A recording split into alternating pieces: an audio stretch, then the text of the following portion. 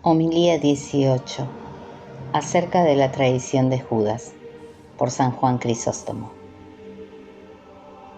Hoy, queridísimos, nuestro Señor Jesucristo fue entregado. Pero no te contristes al oír que Cristo fue entregado. Contrístate y llora amargamente, pero no por Jesús, sino por el traidor. Porque el que fue entregado salvó al mundo, pero el traidor perdió su alma. El que fue entregado está sentado a la diestra de Dios, en los cielos. El traidor está ahora en los infiernos. Cuán grande es la misericordia del Señor. El traicionado llora al traidor. Como lo viera, dice el evangelista, que se turbó y dijo: uno de vosotros me va a entregar. Pero ¿por qué se entristeció?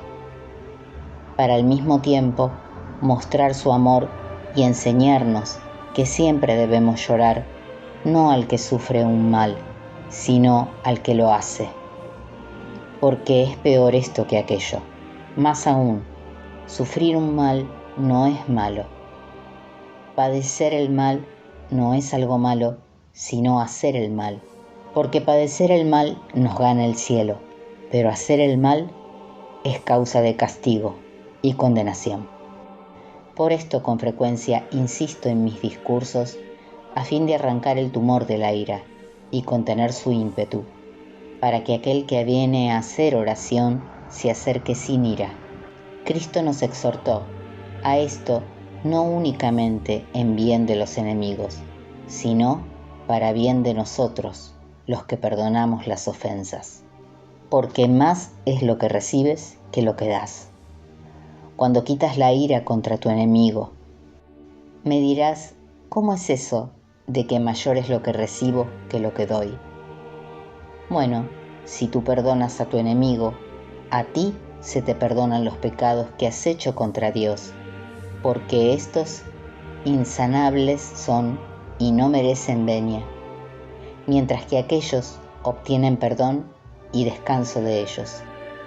Porque nuestros pecados, que son esa llaga, no se cura fácilmente, ni aun con la oración, pero sí con el perdón de los pecados del prójimo. Por eso el Señor llamó a aquellos pecados contra Dios 10.000 talentos, y en cambio llamó a estos otros 100 denarios. Perdona entonces los 100 denarios a fin de que se te perdonen a ti 10.000 talentos. Pero de orar por los enemigos ya hablé bastante. Volvamos, si les parece, al asunto de la traición y veamos cómo fue entregado nuestro Señor.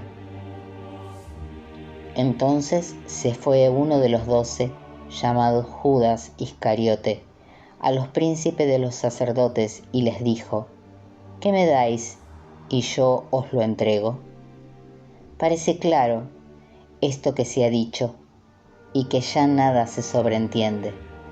Pero si alguno cuidadosamente examina cada una de las cosas que se han dicho, le dará mucha materia para la contemplación y se le presentará mucha profundidad de sentidos. En primer lugar, el evangelista no simplifica, puesto que no dice solamente se fue, sino que añadió entonces se fue. ¿Y qué quiere enseñarnos? Nos quiere enseñar algo sobre el tiempo. Antes de ese tiempo, antes de esa hora, se había acercado aquella mujer con el vaso de alabastro con ungüento y había vertido sobre la cabeza del maestro aquel óleo. Y gran amor le mostró, gran fe, mucha obediencia y piedad. Y cambió su vida anterior, se hizo mejor y más temperante. Cuando esta mujer se arrepentía y era traída hacia el Señor, entonces el discípulo traicionó al maestro. Por eso el evangelista dijo entonces, porque era tanta la fuerza del maestro que arrastraba aún a los más pecadores a su obediencia. Me dirás: ¿cómo es esto? ¿Pudo arrastrar a aquella mujer y no pudo arrastrar al discípulo? Sí, pudo arrastrarlo, pero él no quiso obrar el bien. También ese se fue tiene alguna materia de contemplación, porque no llamado por los príncipes de los sacerdotes, ni obligado por alguna necesidad, ni coaccionado, sino que espontáneamente y de propia voluntad, libre, hizo el mal y concibió aquella traición sin tener ningún consejero de su maldad. Entonces se fue uno de los 12. ¿Y qué significa el evangelista cuando dice uno de los 12?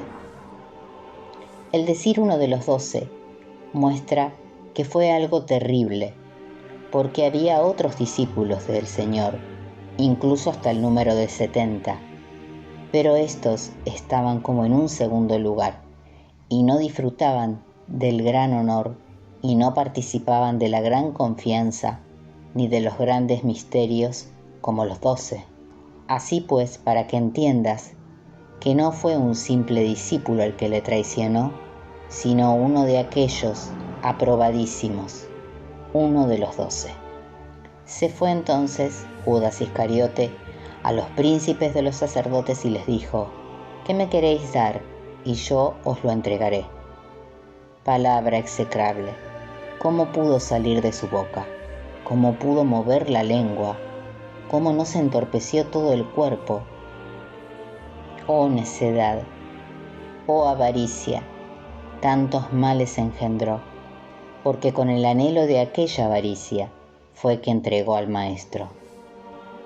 Tal es la mala raíz a las almas de que se apodera y las enloquece más que el demonio. Engendra además el desconocimiento de todo, de sí, del prójimo y de las leyes de la naturaleza, y finalmente saca a los hombres de razón y los vuelve furiosos. Con razón Pablo decía que la avaricia es la raíz de todos los males, pues para reprimir esa arrogancia y manifestar al Señor que si no quisiera nunca sería entregado, oye lo que hizo. Al tiempo mismo de su prisión, cuando lo acometían armados de palos y antorchas, les dijo: ¿a quién buscáis? De modo que ignoraban a quién habrían de aprender. Tan lejos estaba lo de que Judas pudiera entregarlo, que ni aun estando presente, él veía al que iba a entregar. A pesar de las antorchas y de tantas luces, y dando a entender esto, el evangelista decía que tenían lámparas y antorchas, y no veían. Y porque Judas era dueño de su libre albedrío, y en su mano estaba el no obedecer y no inclinarse a la avaricia, por eso quedó ciego en su mente y traicionó a su propia salvación. Y dijo: ¿qué queréis darme? Y yo os lo entregaré. Pero no solamente en esto se ve el poder de Cristo, sino que al hablar retrocedieron y cayeron en tierra, y como ni aun así desistieron de su desvergüenza, al final el mismo Señor se entregó, como si les dijera: hice todo cuanto estaba de mi parte, declaré mi poder, les demostré que acometían lo que no debía hacerse, pero como perseveran en su locura, yo me entrego a mí mismo. Pero, ¿por qué no cambió el ánimo de Judas? La respuesta es que si Judas no quiso tomar la medicina, no fue eso por culpa del médico, sino por propia culpa, porque rechazó la medicina. Pues considera cuántas cosas hizo el Señor para traerlo a mejores costumbres y volverlo al camino de la salvación. Le enseñó la sabiduría con obras, con palabras, le dio potestad sobre demonios, le dio facultad de hacer milagros, le lavó los pies como a los demás, lo hizo participante de su mesa y sus manjares. Nada ni pequeño ni grande omitió, pero Judas voluntariamente permaneció sin enmienda. ¿Y qué aprendemos de esto? Que mientras estamos en la desidia, de nada aprovechan las admoniciones, mientras que cuando procedemos con empeño, podemos levantarnos con nuestra propia libertad. Oh benignidad de Cristo, y qué demencia de Judas, porque Judas lo vendió por 30 dineros, pero luego el Señor no rehusó dar para remisión de sus pecados la misma sangre al que le había vendido, si éste lo hubiera querido. Presente estaba Judas, y se hacía participante de la mesa sagrada, porque así como Jesús lavó los pies de Judas, lo mismo que a los otros discípulos, así Judas fue participante de la mesa sagrada, a fin de que no le quedara lugar a excusas, caso de perseverar en su maldad. Porque el Señor de su parte mostró y puso todo lo que le tocaba, pero Judas permaneció empedernido en su malvada determinación. Así pues, que nadie se acerque repleto de maldad, con el pensamiento lleno de pecados, a fin de que no se haga participante de su condenación. Y digo esto para que conozcas que de aquellos, sobre todo, que participan indignamente de los sagrados misterios, con frecuencia se apodera el demonio y se les mete, como aconteció con Judas. No estoy diciendo esto para aterrorizarlos, sino para volverlos cautos. Nadie se convierta en Judas y nadie se acerque inficionado con el veneno de la maldad, porque el sacrificio es un espiritual alimento, y así como el alimento corporal, cuando cae en estómagos cargados de malos humores, aumenta la enfermedad, no de su natural, sino por la enfermedad del estómago, así sucede en los misterios espirituales, que caen en un alma repleta de iniquidad, terminan por más corromperla y la debilitan, no de su natural, sino por la enfermedad que tiene el alma. Nadie traiga pues en su interior pensamientos malos, sino todo lo contrario.